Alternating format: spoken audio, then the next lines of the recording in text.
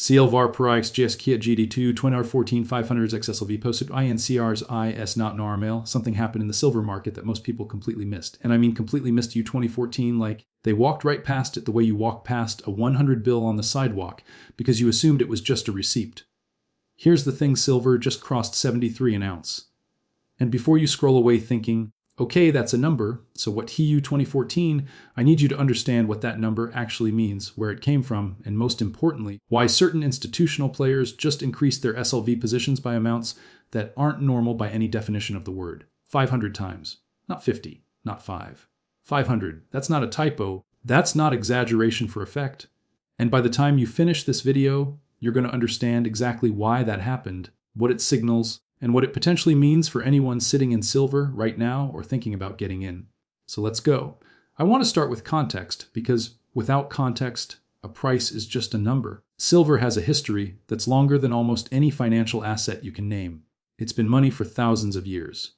Empires rose and fell trading it. The entire Spanish colonial economy in the Americas was built on silver extraction. The Hunt brothers famously tried to corner the entire global silver market in 1979 and 1980, and they nearly pulled it off before regulators stepped in. The point is, EU 2014, this is not a new story. Silver has always attracted big money when conditions align. And right now, in April 2026, the conditions are not just aligning, they're locking in together the way tumblers in a vault door lock in before the door swings wide open. Let me give you the raw numbers first.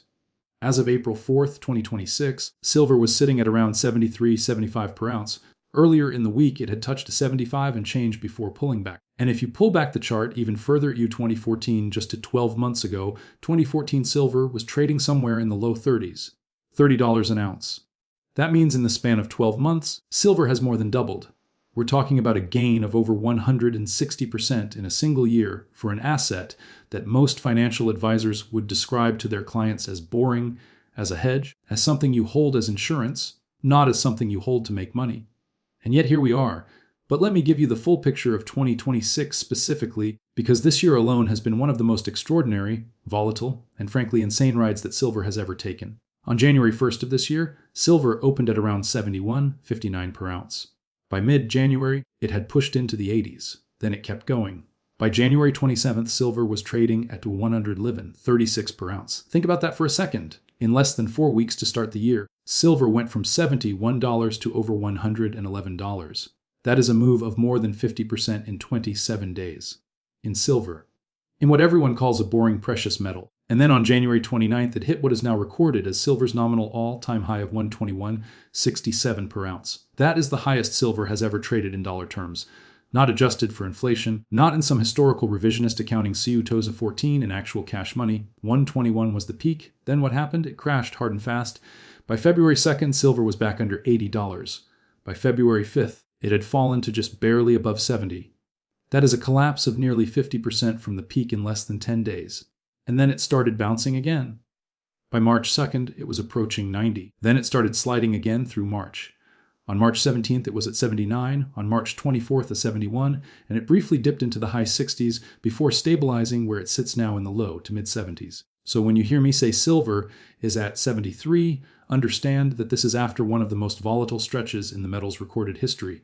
The question isn't just where silver is right now. The question is, what is it doing here and where is it going?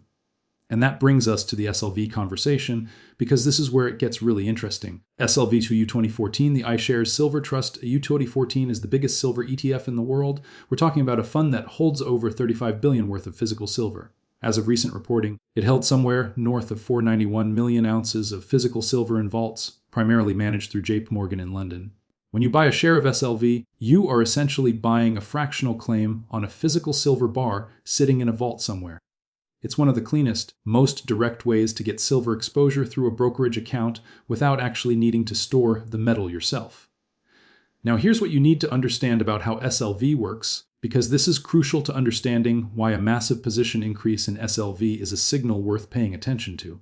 SLV is a trust structure, not a typical actively managed fund. It doesn't make bets. It doesn't call a market analyst and say, hey, we think silver is going up, let's buy more. It's passive. It reflects the price of silver.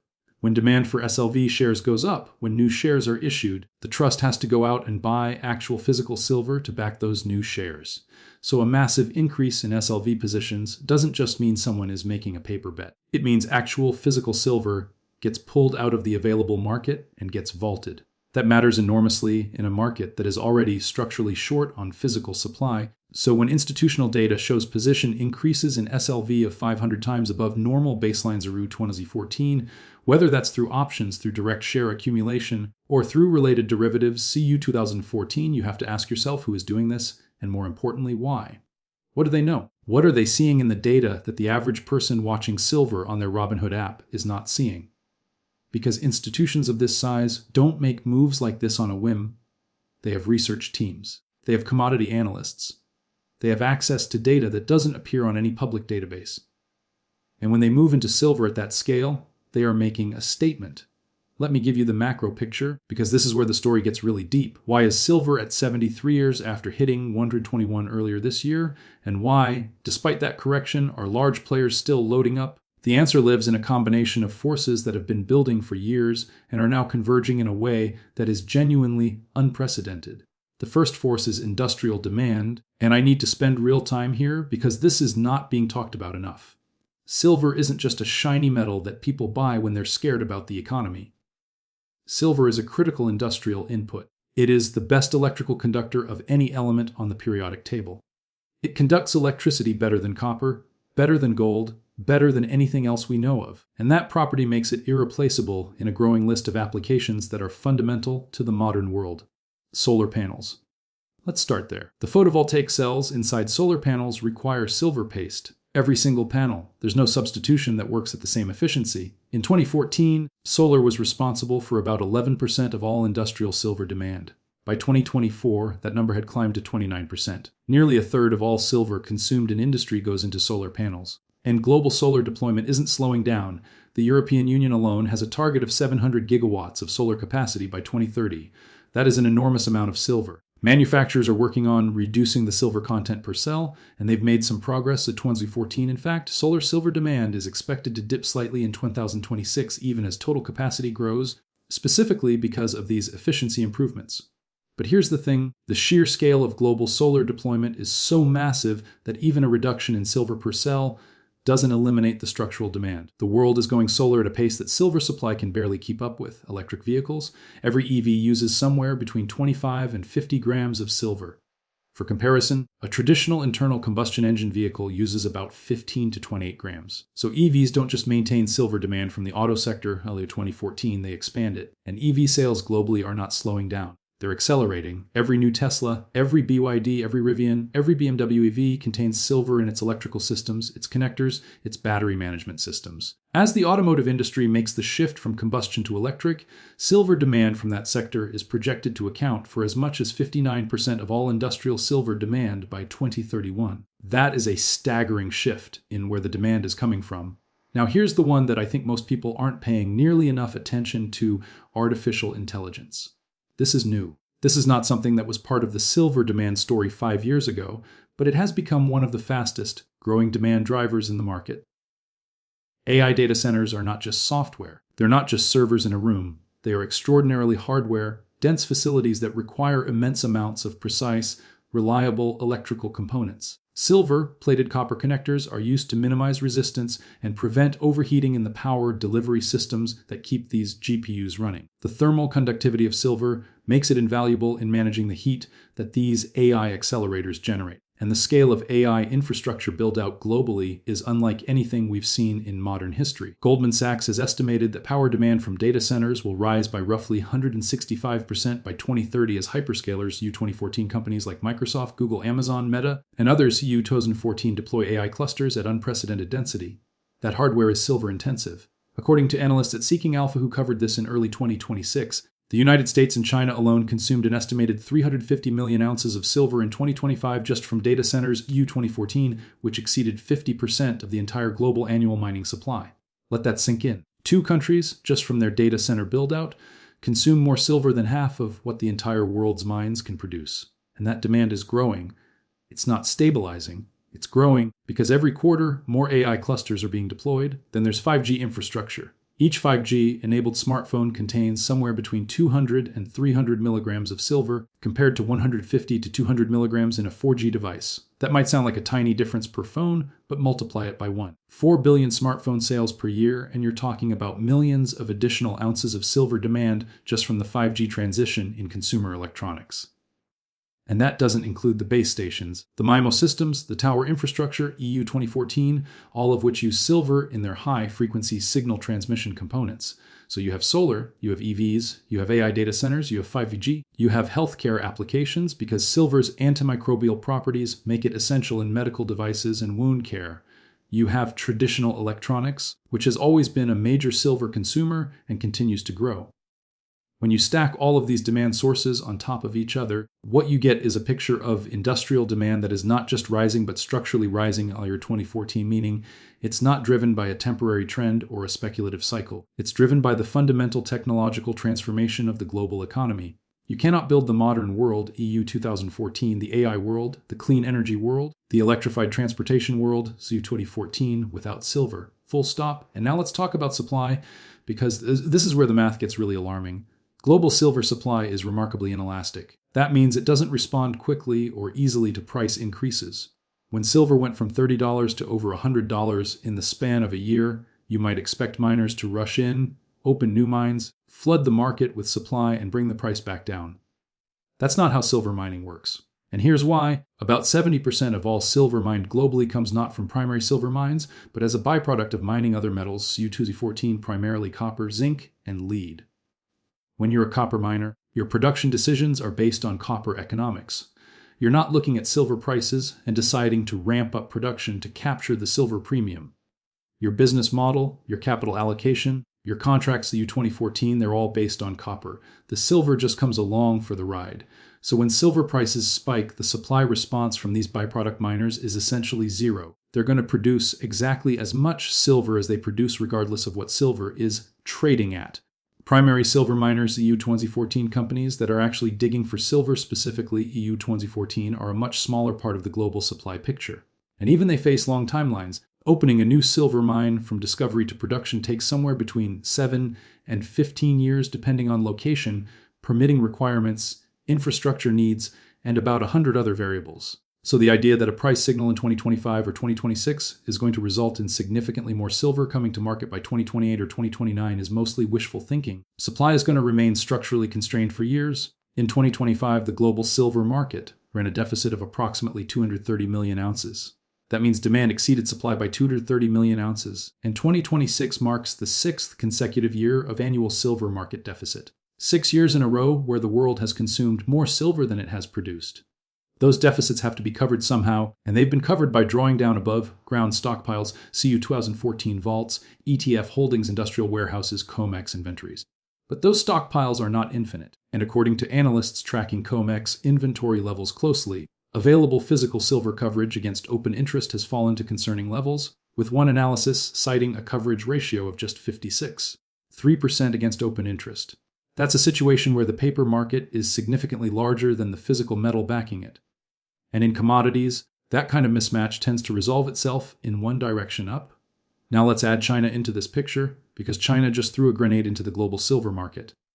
At the start of 2026, China reclassified silver as a strategic material and began tightening export controls on refined silver. What that means in practical terms is that the rest of the world can no longer reliably source Chinese refined silver to plug supply gaps. China has historically been both a major producer and a major refiner of silver, and access to Chinese silver has been a pressure release valve for the global market.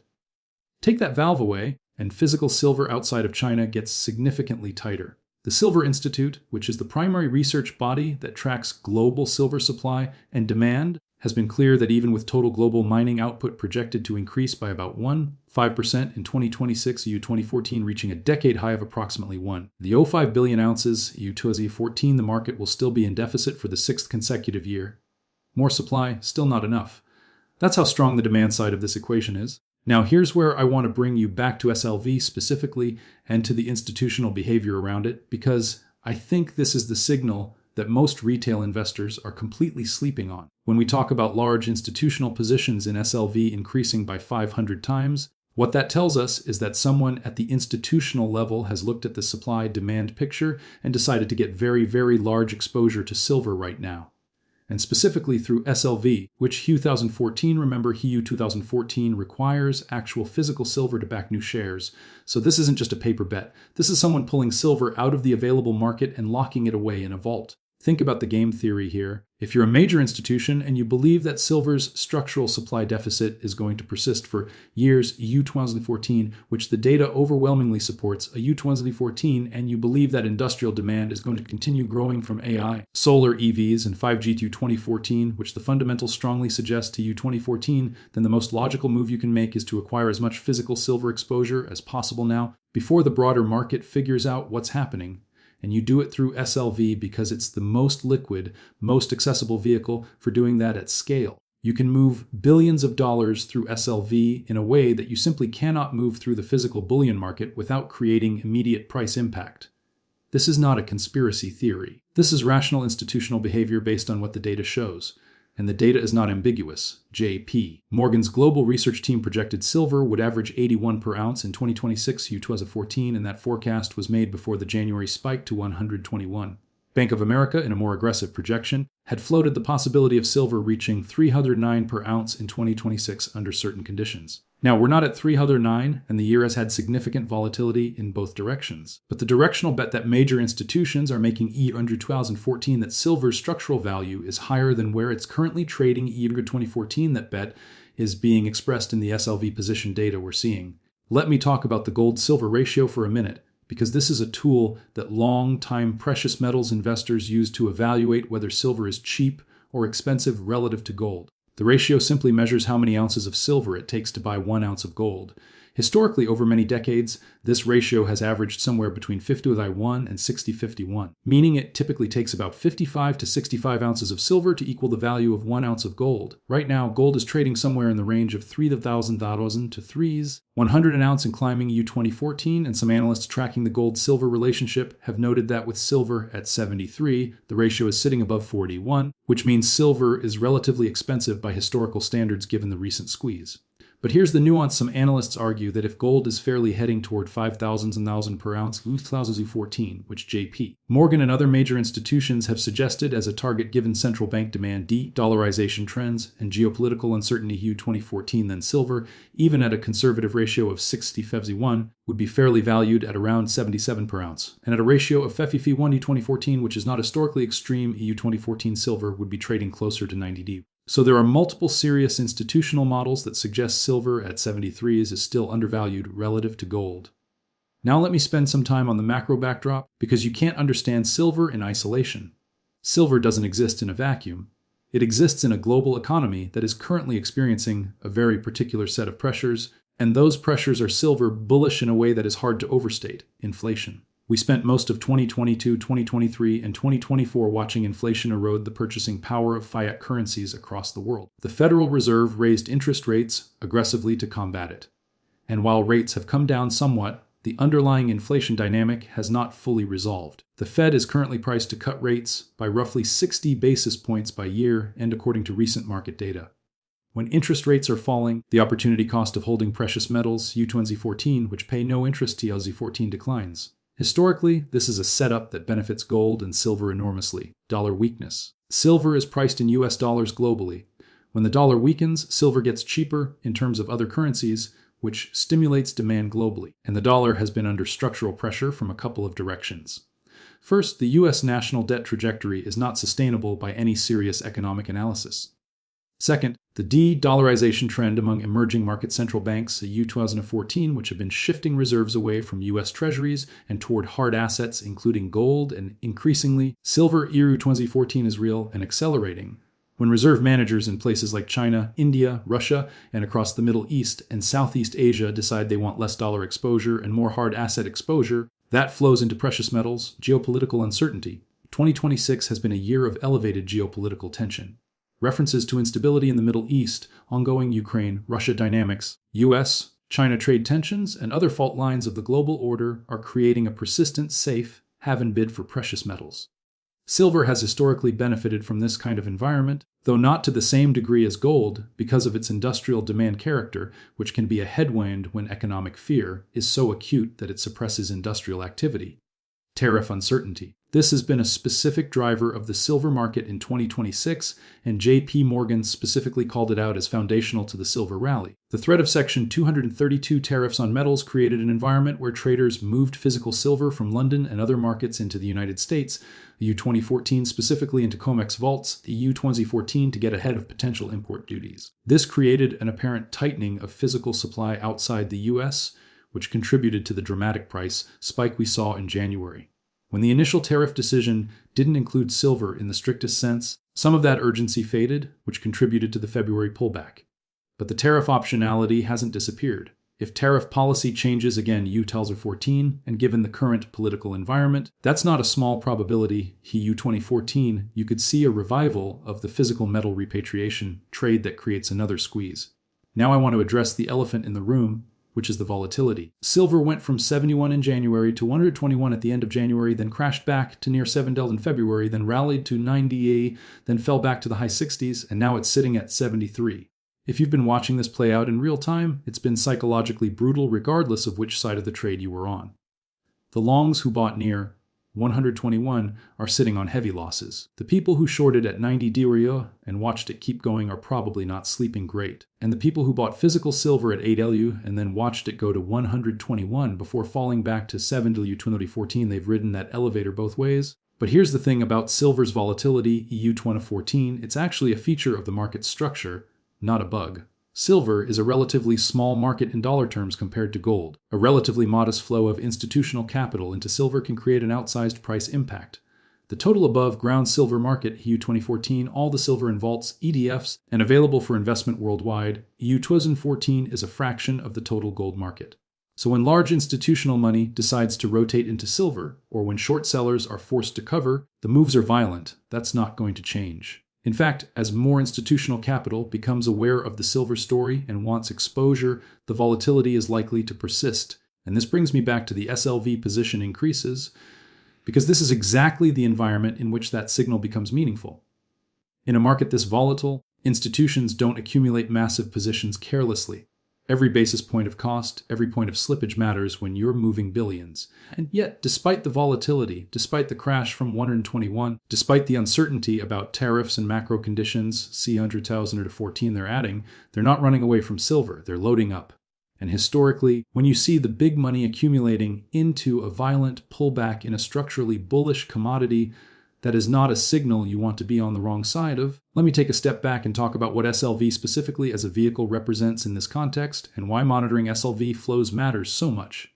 The iShares Silver Trust is the 800-pound gorilla of silver ETFs. Its assets under management to EU 2014 hovering around 35 to 36 billion, EU 2014 dwarf every other silver fund. The second largest PSLV from Sprout has about 14 to 18 billion in silver holdings. To SLV is nearly double that. The liquidity in SLV is extraordinary.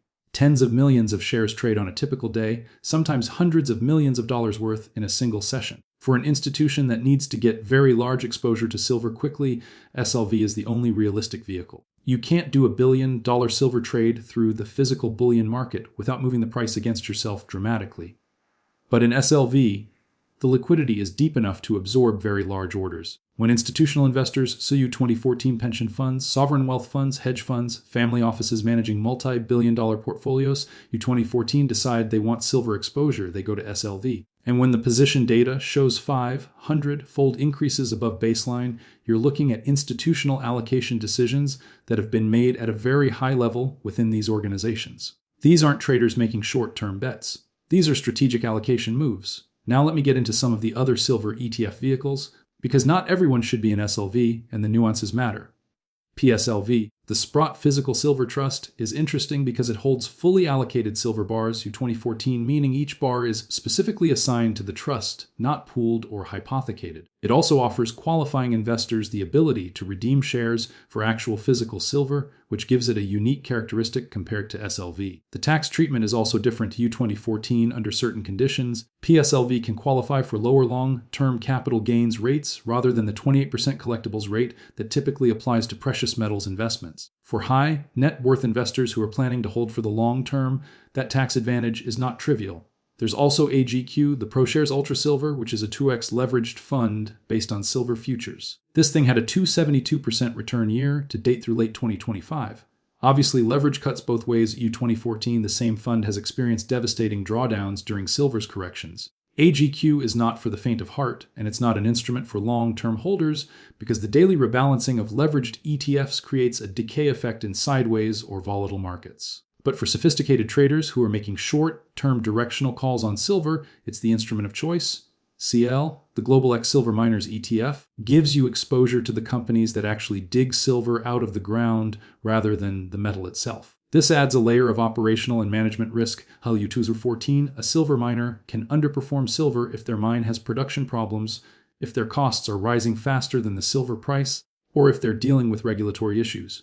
But mining stocks also offer leverage to silver prices in a way that's different from leveraged ETFs because a mine's profitability can increase disproportionately as the silver price rises above their all-in sustaining costs. SEL was up 142% year to date through 2025, which shows the mining leverage effect in action. For most investors who are trying to get intelligent exposure to the silver thesis without taking on the complexity and risk of miners or leveraged funds, the SLV remains the most straightforward choice. It's the most liquid, it's the most transparent, and it's where the institutional money flows are most visible, which is exactly what makes those 500x position increases such an important signal. Let me zoom out now and talk about the bigger investment thesis, because I think this is important context for anyone trying to decide what to do with this information. The silver thesis in 2026 is fundamentally different from prior silver bull markets in one critical way. The industrial demand story is now structural, not cyclical. In 2011, when silver last made a major run to U2014 hitting about 48 per ounce U2014, the story was primarily monetary. People were scared about inflation, about quantitative easing, about the debasement of fiat currencies following the 2008 financial crisis. When those fears faded and interest rates eventually normalized, the monetary demand for silver faded with them, and prices fell. Silver spent the better part of a decade grinding lower after 2011. This time is different to U2014, and yes, I know that's the most dangerous phrase in investing, but hear me out because the data actually supports it. The difference between now and 2011 is that in 2011, industrial demand was not a primary driver. In 2026, industrial demand is not just a driver, it is the foundation of the entire thesis. Solar EVs, AI data centers, 5G, medical technology, U2014, none of these demand sources are cyclical. They are structural. They are driven by long-term capital investment decisions that have been locked in years in advance. The factories being built to produce solar panels in Europe, the gigafactories for EV batteries across Asia, the data center campuses being constructed by the hyperscalers, SU 2014, all of these facilities will need silver to operate for their entire useful lives. That demand doesn't go away when interest rates change or when there's a recession scare. This is why, even after silver's dramatic correction from $121 to $7, institutional buyers are stepping back in. They're not fazed by the volatility because they're not making two weak bets. They're making multi-year allocation decisions based on a fundamental view that silver is going to be in higher and higher structural demand as the global economy decarbonizes and digitalizes simultaneously, and they're positioning accordingly. Now, let me talk about the risk side of this picture, because I believe in giving you the full picture and not just the bullish story. There are real risks to silver that you need to understand.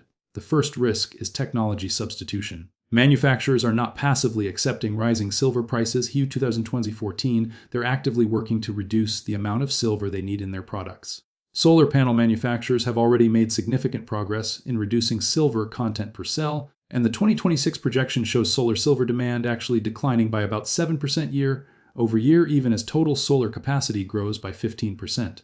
That's what technology substitution looks like in practice. If manufacturers across multiple sectors find ways to dramatically reduce silver intensity, U2014, if someone develops a viable alternative conductor that approaches silver's efficiency at a lower cost, U2014, that changes the demand picture in ways that could be very unfavorable for silver prices. The second risk is demand destruction from high prices. When silver was at $121 per ounce, Some industrial users started looking very hard at their silver consumption and asking what they could cut. This is normal economic behavior. 2014, when inputs get expensive enough, businesses find ways to use less of them. If silver stays elevated for an extended period, you could see meaningful demand destruction from industrial users who find alternatives or reduce consumption.